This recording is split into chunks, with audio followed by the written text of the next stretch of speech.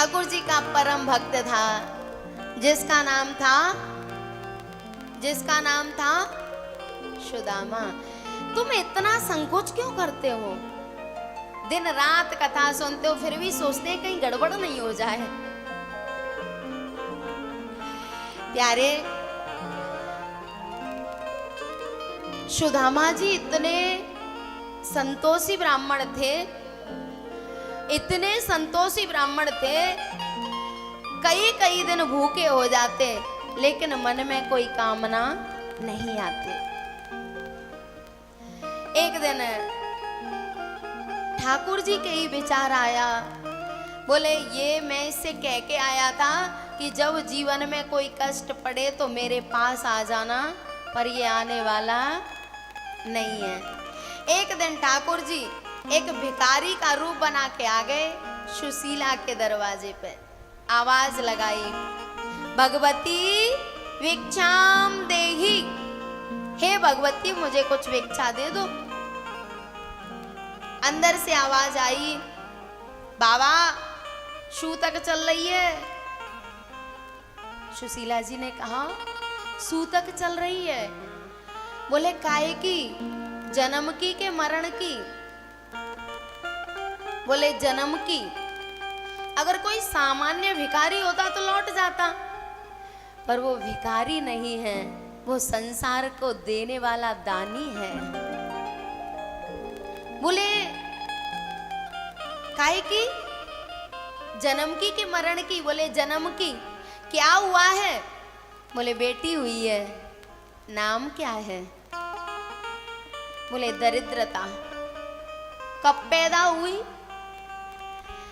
बोले जिस दिन से मैं इस घर में आई हूं विवाह होके, उसी दिन पैदा हो गई है, और जाने का नाम नहीं लेती। ठाकुर जी ने कहा जिसका मित्र द्वारकाधीश है, उसके घर में ये दरिद्रता क्या कर रही है? उसके घर में दरिद्रता? इतना कह के चले गए। शाम को सुदामा जी आए तो सुशीला बड़ी उदास थी। सुदामा जी ने कहा सुशीला क्या बात है, आज बड़ी उदास हो? बोले हाँ, आज एक याचक मेरे दरवाजे से खाली हाथ लौट गया है। इतनी गरीबी थी, जब बालक भूखे रोते थे ना, तो सुशीला चूल्हे पे पतीली रख देती। बालक पूछते माँ कितनी देर में भोजन बनेगा? बोले बस 5 मिनट। और बालक इंतजार कर करके सो जाते। फिर सुशीला रोती थी, बोले मैं करूं तो क्या करूं? आज ठाकुर जी जब कह के गए तो सुशीला ने कहा, बोले आपने मुझे कभी ये नहीं बताया कि द्वारकाधीश आपके मित्र हैं? बोले हाँ सुशीला, नहीं बताया। बोले क्यों? बोले मुझे लग रहा था कि कभी तेरे मन में कुछ कामना ना आ जाए, इसलिए मैंने नहीं बताया। बोले मैं मांगने नहीं, लेकिन आप एक बार उनके दर्शन करने तो चले जाओ। परमात्मा के दर्शन करने से ही सारे कष्ट दूर हो जाएंगे। हरि स्मृति सर्व दुख विमोक्षणम, भगवान की तो याद करने से ही सारे दुख दूर हो जाते हैं। आप दर्शन करने जाएंगे तो अच्छा रहेगा। सुदामा जी ने कहा चला तो जाऊं, पर मित्र के यहाँ खाली हाथ जाऊंगा? मेरे घर में तो इतना कुछ नहीं है कि कुछ लेके चला जाऊं। बोले मैं लाके दूंगी। बोले ठीक है। 4 घर से तंदुल सुशीला मांग के लाई, फटे से कपड़े में बांध के दे दिए सुदामा जी को। बोले लो ले जाओ। सुदामा जी ठाकुर जी का नाम लेके और अपनी जापी हाथ में लेके निकले। द्वारका समुद्र में है ना। अब सुदामा जी द्वारका तो पहुंच गए, लेकिन द्वारका समुद्र के अंदर है और सुदामा जी बाहर हैं, लेट गए। ठाकुर जी ने देखा इसके पास कुछ है नहीं, इसे कोई नाविक पार नहीं करेगा, तो माया की नाव लेके ठाकुर जी नाविक बन के आ गए, आवाज लगाई, भैया किसी को पार जाना है क्या? सुदामा जी ने कहा मुझे पार जाना है। बोले बैठो। बोले बैठ तो जाऊंगा पर मेरे पास देने के लिए कुछ नहीं है। ठाकुर जी ने कहा मत देना, पर तुम्हें कोई भगवान की कथा आती है? बोले कथा तो बहुत आती है। बोले तो ठीक है बैठो। प्यारे, यदि विश्वास होगा ना तो परमात्मा किसी न किसी रूप में आ जाएगा। द्वारका में सुदामा जी को छोड़ दिया। अब सुदामा जी महल ढूंढते फिर रहे हैं। भैया मेरे कृष्ण का महल कौन सा है? अब वो जो जहां का राजा हो उसका नाम ऐसे कोई ले तो क्या कहेंगे? बोले पागल है ये। एक द्वारपाल ने पूछा, बोले किससे मिलना है? बोले कृष्ण से। क्यों? बोले वो मेरा बचपन का सखा है, उससे मिलने आया हूं। बोले आगे चलो। फिर एक दरवाजे पे गए, भैया मेरे कृष्ण का महल कौन सा है? द्वारपाल ने कहा क्यों, किससे मिलना है? बोले कृष्ण से ही मिलना है, वो मेरा सखा है। उसने कहा ठीक है आप यहीं खड़े रहो, अभी हम आपकी खबर पहुंचाते हैं। द्वारपाल अंदर गया और भगवान से जाके कहने लगा, शीश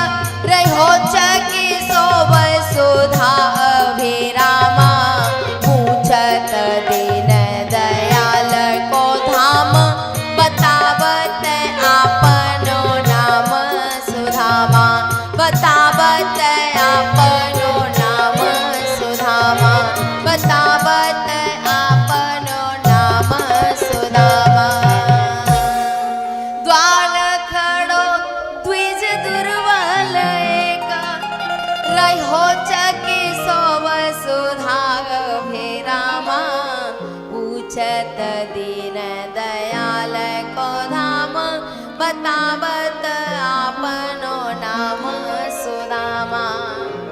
जैसे ठाकुर जी ने सुना सुदामा कहाँ है मेरा मित्र सुदामा, और नंगे पैर भगवान वहां से दौड़ पड़े। रुक्मिणी आदि 8 पटरानियां दौड़ रही हैं और ठाकुर जी नंगे पैर सुदामा सुदामा कहाँ है मेरा मित्र सुदामा, दौड़ते हुए बाहर तक आए। सब देख रहे हैं कि ये हो क्या रहा है, भगवान ऐसे क्यों दौड़ रहे हैं। जैसे ही दरवाजे पे आए तो सुदामा को गले से लगा लिया, अंदर लेके गए, अपने सिंहासन पे सुदामा को बिठाया। रुक्मिणी से कहा रुक्मिणी ब्राह्मण आया है, जल लेके आओ। रुक्मिणी जी सोने के थाल में जल लेके आई, लेकिन भगवान ने जल से तो हाथ भी नहीं लगाया। पानी परात को हाथ छुओ नहीं, नैनन के जल सो पग धोए। देखे सुदामा के दीन दशा, करुणा करके करुणा निधि रोए। हाय सखा दुख पायो महा,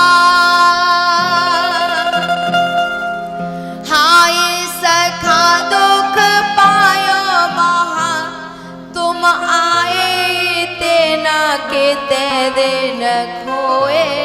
देखे सुदामा की दीन दशा, करुणा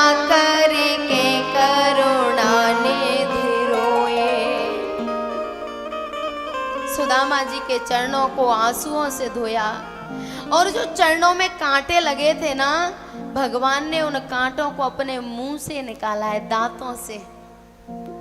क्यों भैया, सुशीला सुदामा जी के कांटे नहीं निकालती थी क्या? एक बार की बात है, पहले गुरुकुल में जब कोई पाठ याद नहीं करता था तो उसे जंगल में लकड़ी लेने भेज देते थे। सुदामा जी पाठ याद नहीं कर पाए तो गुरुजी ने भेज दिया जंगल में। लकड़ी लेने गए सुदामा जी, और वहां एक बड़ा कांटा सुदामा जी के पैर में पार हो गया। अब तो ब्राह्मण रोने लगा, बोले अब क्या होगा? सोचने लगे कि शाम हो गई है, अब कोई जंगली जानवर आके मुझे खा जाएगा। बड़े दुखी रोने लगे। पीछे से एक हाथ आके कंधे पे रखा। जैसे ही सुदामा जी ने पलट के देखा तो ठाकुर जी खड़े थे। सखा, क्यों रो रहा है? सुदामा जी फूट फूट के रो पड़े। बोले मेरे कांटा लगा है, मैं चल नहीं पा रहा, मुझे डर था कि कोई जानवर आके मुझे खा जाएगा। ठाकुर जी ने कहा चिंता मत कर। अपने दांत से ठाकुर जी ने उस कांटे को निकाला और सुदामा जी को आश्रम तक लेके आए। प्यारे, जब सुशीला कहती थी ना कि मैं आपके पैरों के कांटे निकाल दूं, तो सुदामा जी मना कर देते थे। जैसे ही कभी कांटा निकालने का प्रयास करती तो सुदामा जी फूट फूट के रो पड़ते थे। क्यों? क्योंकि उन्हें भगवान की याद आ जाती कि मेरे गोविंद ने एक बार मेरे पैर में से कांटा निकाला था। प्यारे, ठाकुर जी ने कहा, बोले भाभी ने कुछ खाने के लिए नहीं भेजा? बोले कुछ नहीं भेजा। सुदामा जी संकोच कर रहे हैं कि ये राजा है द्वारका का और मैं ये तंदुल कैसे दूं?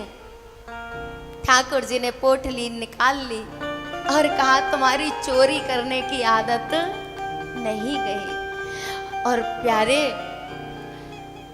जब ठाकुर जी और सुदामा जी लकड़ी लेने गए थे ना, उन्होंने जो चने खाए थे ना, सुदामा जी ने भूख से उन चनों को नहीं खाया था, तो वो चने शापित थे। एक संत रहते थे वन में, कोई 10-15 दिन में प्रसाद दे जाता तो उसका ठाकुर जी का भोग लगाते थे। आज कोई एक पोटली में दे के गया था चने, बाबा अपने ठाकुर का भोग लगा देना। बोले ठीक है भैया। वो तो चला गया और एक चोर झोपड़ी में घुस गया। चोर को लगा कि कुछ ना कुछ तो होगा, लेकिन संत के आश्रम में क्या मिलेगा? अगर चाल देखो तो साहों के जैसी, अगर चाल देखो तो साहों के जैसी, मगर जेब में 1 रुपया नहीं था। चोर घुसा, उसने देखा कि झोपड़ी में कुछ है ही नहीं। वो चने की पोटली चोर को मिल गई। अब वो उस चने की पोटली को लेके भागा। संत की दृष्टि पड़ी, ओ भैया आज 15 दिन बाद मेरे ठाकुर जी के लिए कुछ प्रसाद आया है, मैं भोग लगाऊंगा, ऐसे मत लेके जा। लेकिन चोर कहाँ मानने वाला था। संत ने शाप दे दिया, बोले जा, जो इन चनों को खाएगा वो दरिद्री हो जाएगा। अब चोर ने जैसे ये बात सुनी तो भागते भागते उस पोटली को सांदीपनी आश्रम में फेंक गया।